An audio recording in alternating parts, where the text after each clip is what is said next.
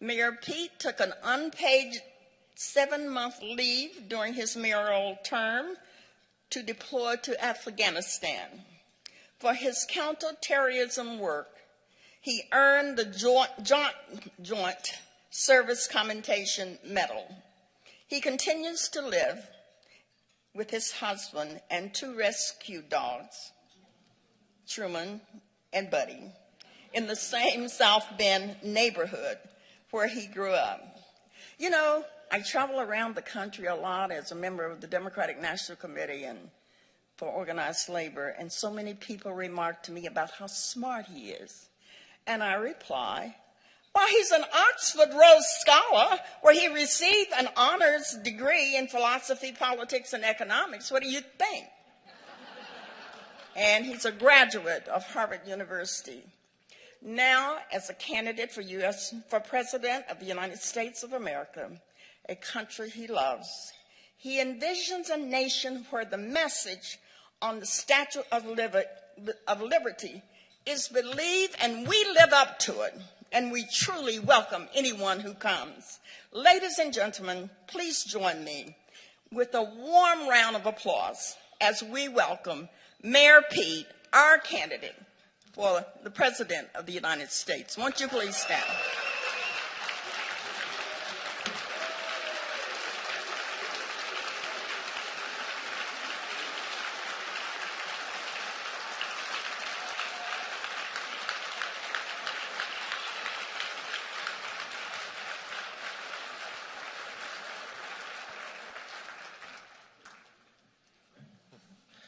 Thank you so much, Ms. Cordelia, a force in the Democratic Party, and not only in Indiana. We are lucky to count you as a Hoosier, and I'm honored to count you as a friend. Thank you.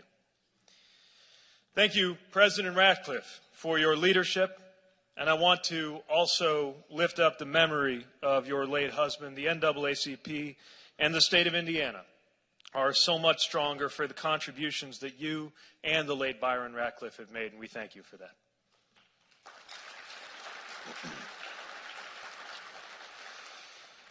Want to acknowledge tonight's honorary chair, and my fellow Hoosier mayor. Indianapolis has a great leader in Joe Hogsett, and I'm thankful to call you a colleague.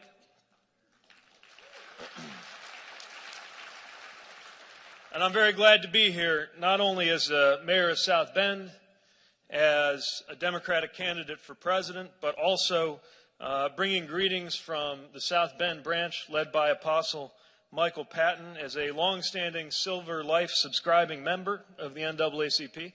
And I trust President Bowling Williams that afterwards we can do the books and figure out how close I am to being complete in that regard, only to discover there are higher levels. And I will see if I can't up my status. I'm very grateful to everyone here recognizing 50 extraordinary years, carrying on the courageous legacies of giants like the late Julian Bond, Murray Evers Williams, all who lived up to that idea that when we fight, we win. And I believe there's a few tables of South Bend folks right here in the house, too.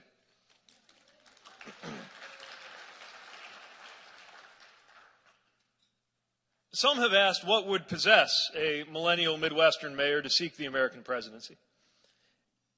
And honestly, this is not where I would have expected to be just a few short years ago. But I'm doing this because of the moment we're in.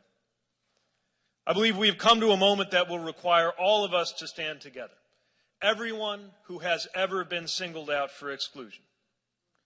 And the time has come to recognize among all of the different forms of exclusion that have harmed people in this country that we have the chance to build a new kind of solidarity.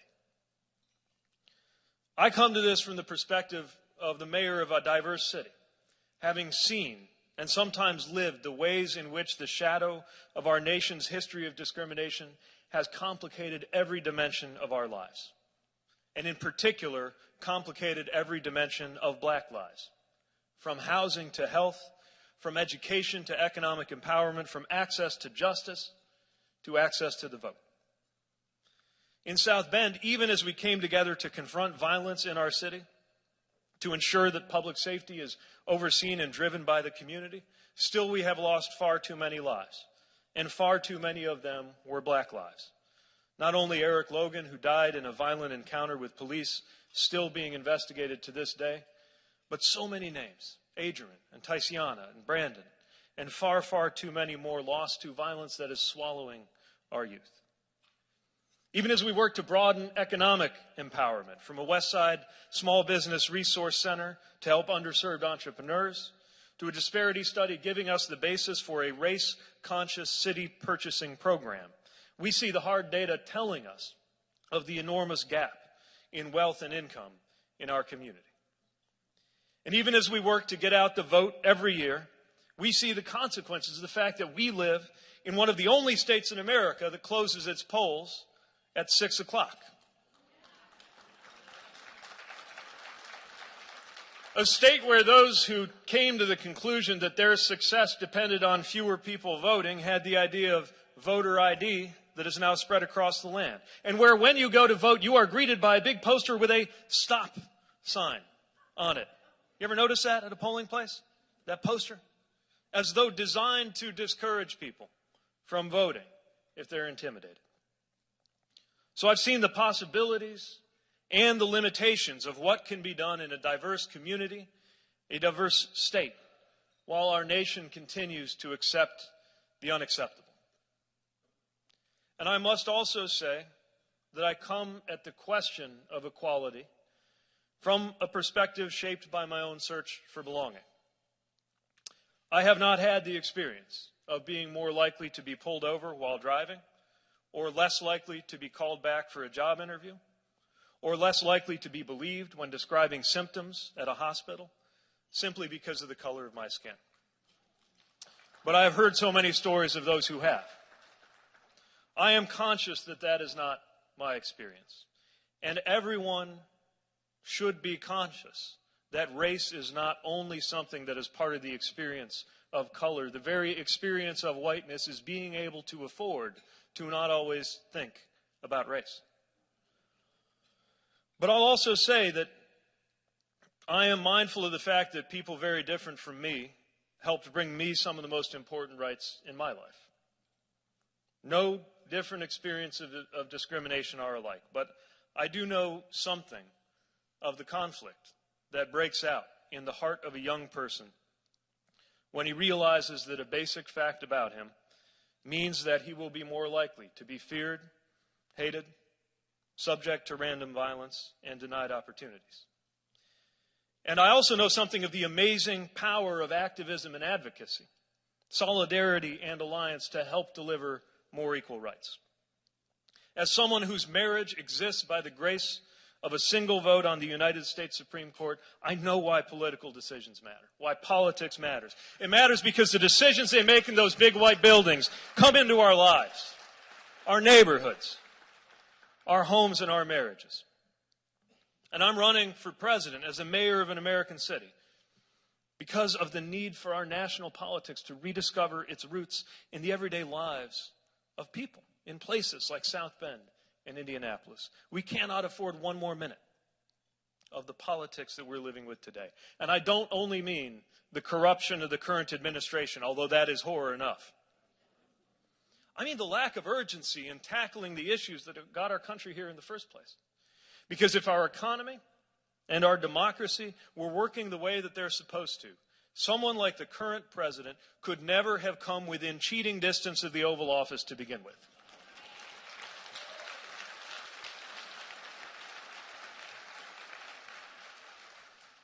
I'm running because America is running out of time to deal with these challenges. Mindful of the words of James Baldwin, who said, "There is never time in the future in which we will work out our salvation. The challenge is in the moment. The time is always now."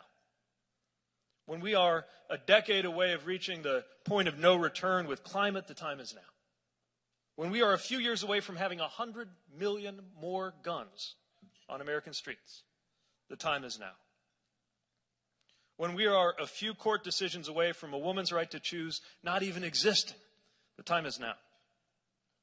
When our democracy is slipping away, dollar after influential dollar, one suppressed vote in one misshapen district at a time, the time is now.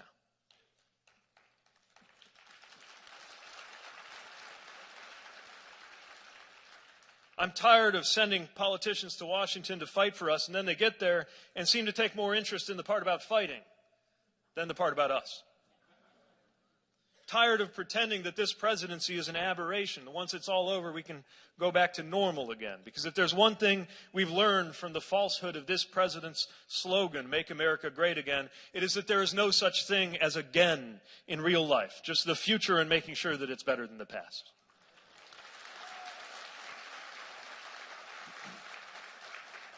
So the time has come for a new generation of leadership with ideas big enough and bold enough to meet this deep crisis and capable of unifying our nation to confront it. And that time is not 4 years from now. It is not a decade from now. It is right now. When I launched this campaign, I understood that part of it meant reckoning with race in America. But it is one thing to understand this from the perspective of one life or one city. Another to get the education that comes from the travels of a presidential candidate. In recent months, I've had the extraordinary privilege to sit down with moral giants like John Lewis and Vernon Jordan, break bread with trailblazers like Donna Brazile and Mignon Moore and the Reverend Leah Daughtry. I visited with folks on front porches in rural South Carolina and glittering dinners like the CBC Gala in Washington. I saw firsthand the powerful witness of Reverend William Barber, speaking of a third Reconstruction, to finally reckon with all that was achieved and then clawed back in the first Reconstruction after the Civil War and the second Reconstruction of the Civil Rights Movement. And there's the education I received a few months ago in Los Angeles at a tech incubator, co-founded by the late Nipsey Hussle, where I met a fellow Hoosier, a 14-year-old, who was touring the place at the same time as part of a student group. He was from right here in Indiana, Noblesville. And he told me that he was experiencing racial tension at his school. I said, "What do you mean racial tension?" He talked about being called racial slurs at his school in Indiana in 2019. He could be the next black Bill Gates, but instead of being able to concentrate on his interest in engineering and coding, he's now having to navigate that at school today. And I'm thinking to myself, that's not racial tension, that is abuse. And it's got to end.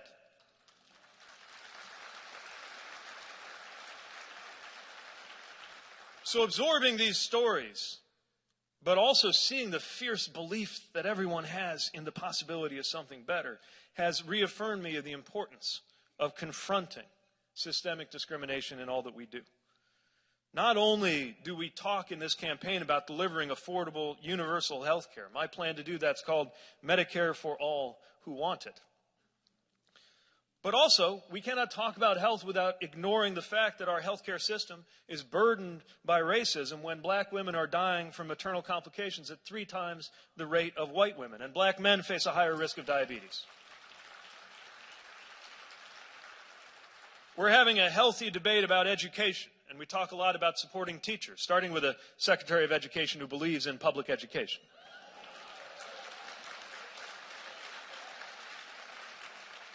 But that conversation is incomplete if it does not acknowledge that our schools are burdened by racism. Not just the history that led to Brown versus Board, but the reality that today our schools are almost as segregated as they were then. There's a debate about climate that makes it sound sometimes like climate change is happening only on the North Pole. But it is happening in the Midwest, it is happening in American neighborhoods, and it is happening disproportionately in black neighborhoods. Climate is also an issue of justice.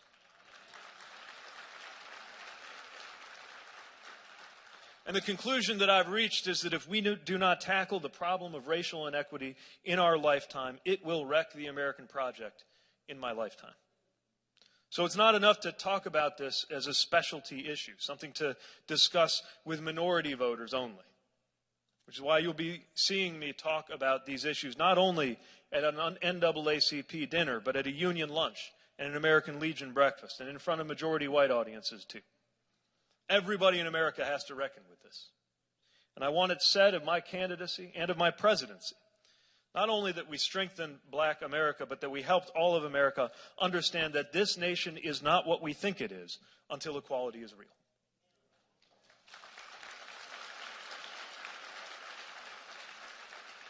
We need everyone to appreciate that it is not enough simply to delete a racist policy and replace it with a neutral one and expect inequality to take care of itself. It doesn't work that way. Left without remedy, an injustice does not heal, it compounds. In the same way that a dollar saved compounds over time, so does a dollar stolen. And that means the fact that some of these moments of generational theft happened a very long time ago don't make it better, they make it worse. But it also means we can do something about it. The policies that created the inequality today, they were put in place intentionally, aimed as precisely as the navigation of the ships that began sailing this way 400 years ago. Some of these policies, though, were not enacted centuries ago, but within living memory. Policies made it harder for some to access the GI Bill, policies that hemmed people into neighborhoods, and then gentrified them right out of them when they became desirable. So we're going to need intentional action to reverse these harms. And that is why I'm proud to have put forward the most comprehensive account of what to do of any of my competitors. With the Douglas Plan, as ambitious as the Marshall Plan that rebuilt Europe, only this time we're investing right here at home. It's a plan that recognizes that everything is connected, that every time we sit down to talk about a question like race and policing, by the end of the hour, we're talking not only about that, but also about economic empowerment. And we can't talk about economic empowerment without looking at education. And we can't look at education without looking at neighborhoods and home ownership and health and voting. So we have to tackle all of this in a systemic way. When I am president, we will honor the work of the pioneers like many of those honored and some present today by investing in rehabilitation and reentry, doing everything in our power to ensure that police are professional and accountable, that we must, when we legalize marijuana, move on to eliminate incarceration for simple drug possession and have reforms that are retroactive to deal with the harms that we have seen. But just as important as criminal justice reform is, we've also got to outgrow a policy debate that sometimes sounds like it would reduce the entire American black experience to encounters with the justice system. Because for every discussion of so-called black problems, we should be talking just as much about black solutions. That's where the business community comes in. That's why under my administration, we propose to triple the number of entrepreneurs from underserved backgrounds, especially people of color, within 10 years. Create a $10 billion fund to co-invest in entrepreneurs of color so that a young coder from Noblesville has a better chance of fulfilling his aspirations. And we will set a new and much higher target of 25% of federal purchasing going to minority and woman-owned firms, which could inject another $100 billion into communities.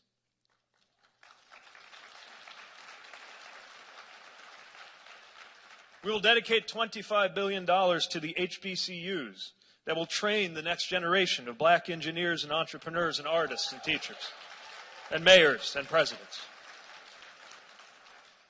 I want us to deliver a 21st century Homestead Act so that people living in historically redlined communities can acquire properties, take the title to them, and build wealth instead of being forced out by gentrification. We will designate health equity zones to help communities target strategies for what works for them and to help recruit more black doctors, nurses, and health professionals with federal money. And to ensure that the voices of black Americans are heard, it is time for a 21st century Voting Rights Act that sees to it that every eligible voter gets the opportunity to vote.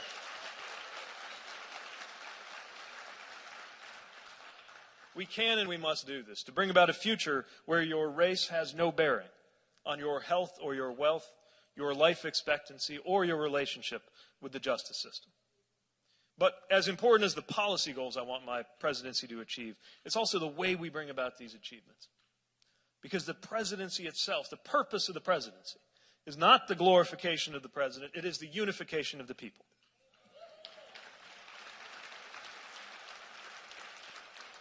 This is the unwritten part of the job, the moral part of the job we maybe didn't fully appreciate until it was gone. And it is something we desperately need right now. The president and the White House stoking the fires of white supremacy, impacting our neighborhoods and stores and Walmarts. We could let fear hold us back from our great potential as a country, or we could see ourselves in each other, recognizing that each of us has a story that can either separate us from or connect us to those around us. My experience is not the same as anyone else's, but it propels me to make sure that anyone on the wrong side of exclusion in this country, which in some way or another is most of us, has a voice in the White House. The presidency matters. Words matter. Choices matter. Campaigns matter. And campaigns can begin to change history long before the first vote is even cast. There was proof of that right here in Indianapolis when it fell to Bobby Kennedy to deliver the dreadful news of the murder of Dr. King at the corner of 17th and Broadway. He spoke of his own pain, his own loss, not pretending that his story or his pain was the same as anyone else's, but seeing in it a bridge, a way into the hearts of others. He called for love and wisdom and compassion toward one another and a feeling of justice toward those who still suffer within our country. Words matter and leaders matter because they bring out whatever is inside of us. I refuse to believe that the world is made of good people and bad people. We are all people, capable of good and bad things. And if a corrupt and lawless president has any supporters at all in this nation, it is because he has called out to what is smallest and meanest in each of us, what is cruelest and most backward looking in all of us. So the time has come for leaders who will bring out what is best in us. Leaders who know how to make us bigger-hearted and more secure, more tolerant of another, but more intolerant of the weight for the establishment of justice in this country. These are the leaders we need today. We need business leaders who understand that justice is at stake in economic equity, that it matters where dollars go and how they are spent. We're counting on those faith leaders, unafraid to speak out when those in power take from the poor and empower the rich, comfort the comfortable, and afflict the afflicted.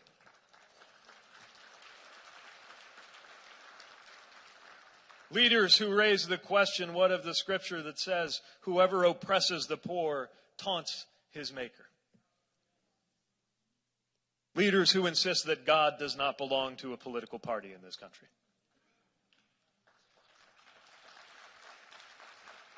And yes, we need a president who will never again allow the marginalized to be pitted against each other, or the smallest part of any of us to be the thing that gets expression from the highest office in the land. We need a president who will stand on the rubble of what has been done to our most cherished norms and institutions and lead us into a better era. To embody that reconstruction where everyone is empowered and everyone belongs. One nation, under God, indivisible with liberty and justice for all. Running for office is an act of hope. I know hope went out of fashion for a little while in politics. But as dark as these times are, you cannot do this unless you walk in hope that a better day is at hand. And I have great hope. I have great hope that by 2030, we'll be able to look back at 2020 and say to the children who are confronting me at campaign events right now, I'm sorry that it got that bad, but by 2020, we acted so that gun violence was no longer something that students had to worry about. That by 2030 we can say, I'm sorry it got that bad, but we acted to make sure climate was not going to hold you back from opportunities in life. Now, I'm sorry it got that bad, but in 2020 we started working toward the road where your race had no bearing on your health or your wealth or your relationship with law enforcement in this country. We would be so proud of ourselves if we can make that happen. That is what I am hopeful for. And that is what I believe we can begin to do right now. Thank you for your struggle of justice. It inspires so many. And I'm proud to call myself an ally, a supporter of the work that you do, no matter what work I find myself doing here in Washington and beyond. Thank you.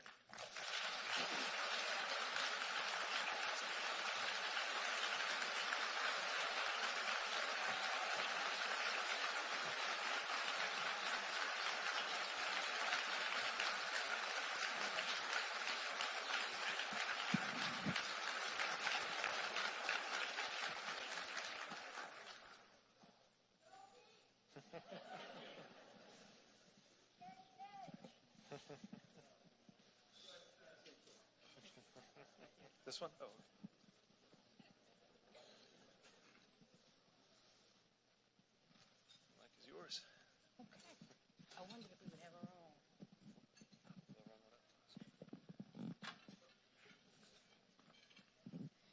Good evening, Mayor Buttigieg.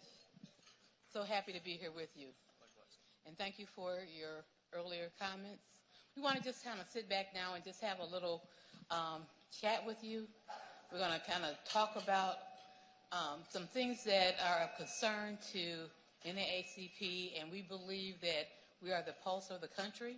And so consequently, if it's important to NAACP, it's important to all of us. Jumping in here.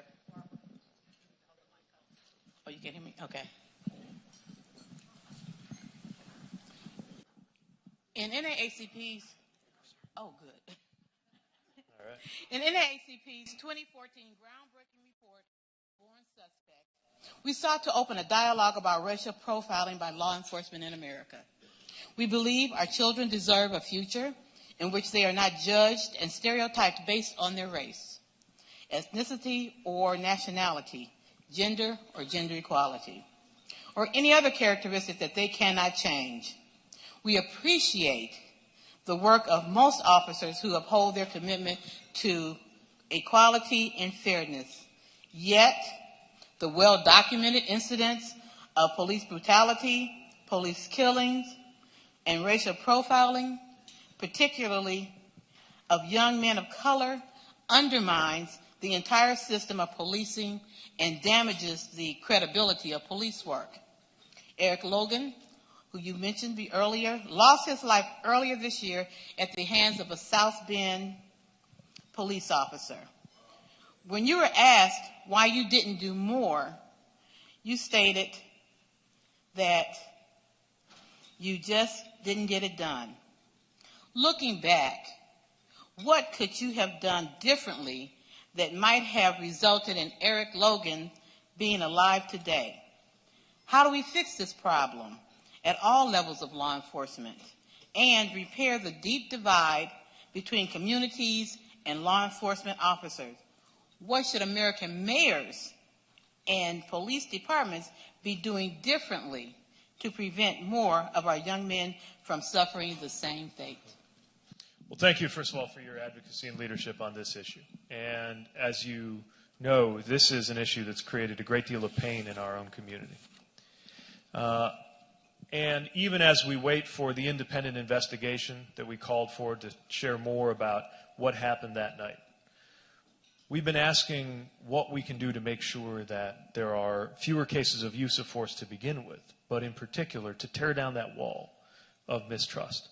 One of the things that's very important is to make sure the community is empowered to have a voice over how the policies themselves work.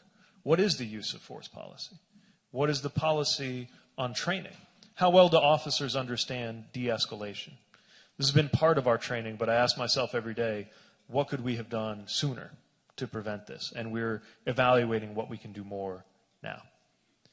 Under Indiana law, decisions about police discipline are made by an appointed board, a civilian board, which meets in public. But I'm not sure everybody knows about the power that they have to attend those meetings and to call on that board when, for example, there's something in the training policy or the use of force policy or even the vehicle pursuit policy that could be different and weigh in. Another thing that's very important is to ensure that we are recruiting. And this is one of the things, as you mentioned, that I have acknowledged we've come up short on. It's not for lack of trying, but especially since Ferguson, it has become very difficult to recruit and retain black police officers. This has to change. Because as long as the department doesn't reflect the community it serves, it will sometimes be viewed as an occupying force. And it has to be a relationship. I want every officer to have the mentality of a city council member, a community problem solver. And many do, but I don't think everyone sees it that way. Another thing that I think, as I look back, I ask how I might have done differently, is to acknowledge immediately that the pain that the community was feeling was not only about what happened that night. It's about all of the pain that has led up to that. And it's easy, especially when you're in office and when folks are upset with you, to get into a defensive crouch when you were confronted with anger. But to understand that that anger is based on pain and that pain is based on fear, and that fear is something very real. I want to make sure I address, because somebody in the audience is mentioning tapes, and I think this deserves to be mentioned too. This is another thing that has caused a problem in our community, an ongoing legal dispute over recordings that are rumored to contain racial bias among officers. It's in court, and the courts will dictate what can be done. But each of these incidents, ones that are beyond our control and ones that we can do something about as leadership, add up to something that's also part of this national picture. And that's why it matters who's in the White House, too. When President Obama was in office and we were wrestling with some of these issues, I could send our police chief to Washington, to the White House, to sit with the 21st Century Policing Task Force that, for example, provided advice on how to implement body cameras or implicit bias training. I'll tell you, I have heard from this administration's Department of Justice exactly once on the subject of policing. And it was when they sent a letter saying that they would take away our grants for the police unless we got involved in their immigration enforcement priorities. Now, we have an excellent legal team, and we let them know what they can do with that letter. And the mayors are suing the administration and winning. But this is the difference in climate. And this is why it's so important that we have a DOJ that's got a civil rights division that can enforce when departments are doing the wrong thing, and a department that's committed to working collaboratively with mayors and police chiefs and departments that are trying to do the right thing. Because the reality is no community can solve this on its own. And I thought that in addition to when you say when you're faced with an angry community that's based upon not only the incident at hand, but the past incidents as well, that it needs to be that the administration is angry, that the police officers are angry, that it is not an us against them. It has to be, when we talk about community, we're talking about all of us inclusively. Well said. The NAACP has had to go to federal court more than once in recent years to defend our voting rights. Here in Indiana, we've sued over unequal access to early voting sites, voter purge laws, and plans to shut down hundreds of polling locations in Lake County. Voter suppression is still a scourge on our country, and the Voting Rights Act is still under attack. How do we reform our electoral system to make sure it's truly fair, protected from outside influences, and accessible to all? This is so important. And look, what we have is one party has reached the conclusion that in order for them to win, they got to make sure not everybody can vote. Now, I would think of that as evidence that your positions probably need to evolve. But this is a political strategy, and it's being used very effectively. If it were not for racial voter suppression, Stacey Abrams would be the governor of Georgia right now.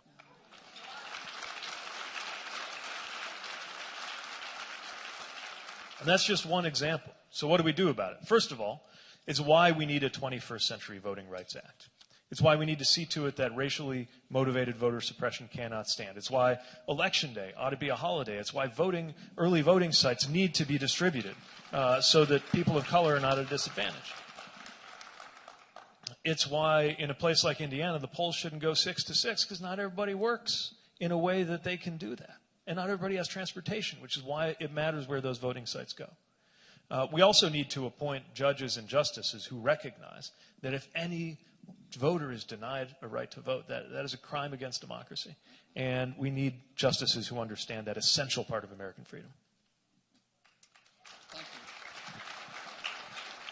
Thank you.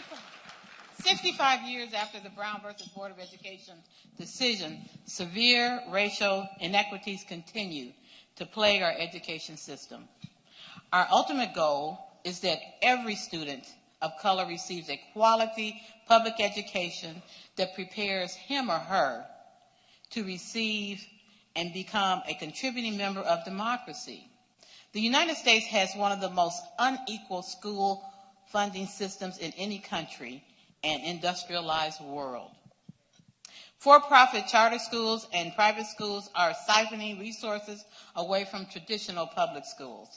While 92% of students in Indiana are educated in public schools, the Indiana General Assembly only increased public school budgets by 2.7%, but non-public schools receive 25.17% increase in our state budget. Further perpetuating the inequities, how would you incentivize states that perennially underfund public schools to provide equitable funding, particularly for schools in marginalized communities of color? So this is one of the reasons why the American dream is out of reach for so many, because so much depends on education. It is why we need to support public education, and that means supporting teachers. And some of what needs to happen in our education system, K through 12, is very complex. Some of it is blindingly obvious, like we need to pay teachers more.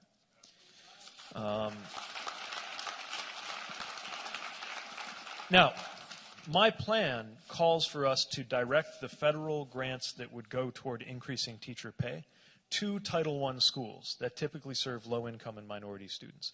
And the reason is we know that having access to the strongest teachers creates opportunity further in life. So the economist leading my policy team did research. He was able to get a bunch of IRS data and crunched all the numbers to compute the answer to this question. How much difference in the earnings of students does it make if you had a great teacher?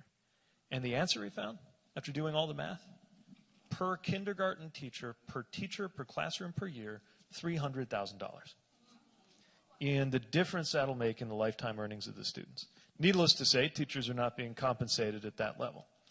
But if we are ensuring that the most capable teachers have more incentives to teach in the schools where there's the greatest need, this will change. Most countries, when you have an area where some students are lower income or disadvantaged, they get more funding per pupil. We're one of the only countries where in so many parts of the United States it's actually less. This is also why federal funds should be used to smooth out the difference in property taxes between different communities. And if we want to have a really challenging but really important conversation, let's talk for a minute about how school district boundaries are drawn. So in my community of South Bend Community Schools are racially integrated. They have to be. There was a consent decree back in the 80s. But if you look at St. Joe County, all of the diversity in our county is in one district, which raises the question of whether at the county level it's not still the case that our schools are segregated by race. We need to ask some tough questions about where these lines are and where they ought to be.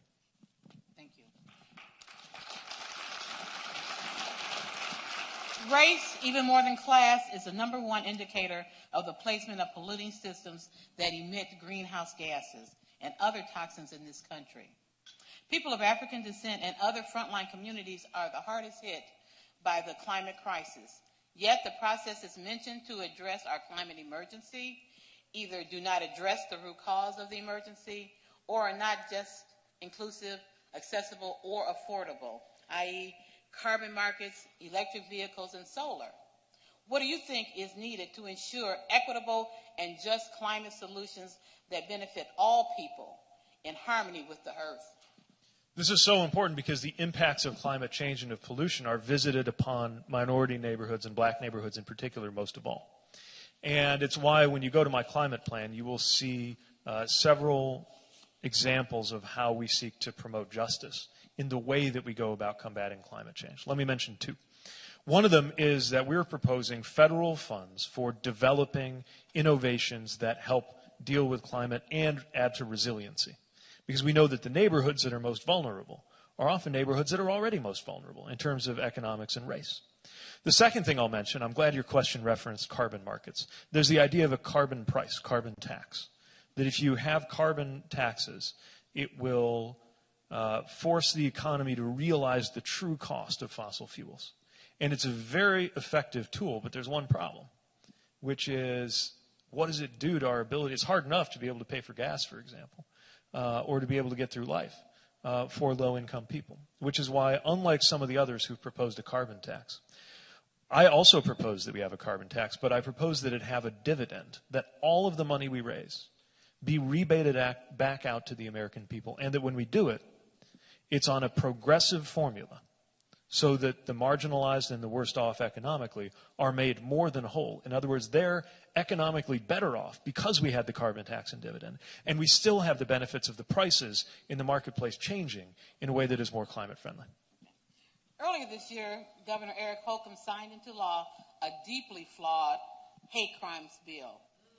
While many would think that we should be glad that the inclusion of color, race, religion, sexual orientation, and other classes, we, along with thousands of other Hoosiers, are not. The NAACP believes the hate crime law is regressive because it omits sex, women, and gender identity, and age, those 50 years or older, from the protected groups of people. What does it say to people inside and outside of Indiana that not all classes of people are protected under the hate crime law in the state of Indiana? You would think, as a state, we'd have got our act together after what happened in 2015. And yet here we are. And what they did is window dressing. We are one of just 4 or 5 states left without a full hate crimes law. And that is such a poor reflection on our state. I go all over the country trying to make sure, from a politician perspective, people have more to know our state by than the current vice president. In the same way, why it would reflect well on our state if we took this step so people would have something different to think about when they think about our laws. But I do want to acknowledge that the NAACP's stand on this is an example of what I was mentioning earlier in my comments when I talk about how different people who have experienced different kinds of exclusion for different reasons are standing up for each other. It is inspiring, and it is the antidote to what is coming out of this White House right now. I must do this. The country is facing a crisis when it comes to affordability of health care and prescription drugs. The opiate epidemic is devastating many families and communities. But a little lifted up matter concerns maternity mortality. It has more than doubled in the United States from the early 1990s to 2014. A recent study found that of 11 high-income countries, women in the United States have the highest risk of dying from pregnancy complications. Moreover, black women are 3 times to 4 times more likely to die during childbirth than white women, regardless of social economic factors like income, education. How do you propose to address this as president? So I want to lift up one thing. I want to make sure everybody heard what was in that question, that the maternal mortality gap, the fact that black women are 3 times as likely to die in childbirth, is true even if you control for things like income and education. In other words, it is a specific cost of racism or bias or whatever we're going to call it. Now, partly this is evidence of why we need a more diverse medical profession, because the cultural competency, a lot of times what's happening is a woman who appears in a hospital who is black and describes a symptom, especially related to pain, is systematically less likely to be believed because she is black. And it is not always the case that the person who is misinterpreting her symptoms knows that they are perpetuating systemic racism, which is why we need training as well as diversity. And this is part of why we're proposing health equity zones that help local communities take this on. I know, for example, that the medical community of Indianapolis, some of whose leadership is here, cares deeply about this issue. They shouldn't have to fight it with one hand tied behind their back. There should be federal dollars to help with the local solutions in order to bridge those gaps, whether it's making sure that we recruit more medical professionals of color, making sure that we have the kinds of trainings on implicit bias as well as explicit bias, or identifying other factors that might be different in different communities. In South Bend, we got an issue with diabetes. Harder for it to be detected among black men. So there's a barbershop initiative led by the 100 black men that knows that there are these nurses you're just not going to say no to, and they show up in these barbershops, and they make sure the testing gets done. That's a local solution that could use some federal dollars, and we want to make sure that's happening coast to coast, in addition to reinvigorating the Department of Civil Rights at the Health and Human Services, whose function is to make sure that there is equity in the way health is delivered across the U.S. I've already received the sign about 2 minutes ago. And so I won't ask my last question, which I believe you've already answered it. And it was, what is your hopes and dreams for this great country? And I believe in your opening statements, you already gave us that answer. We want to thank you for being here, for being candid, and for answering our questions. Thank you for your leadership. Appreciate it.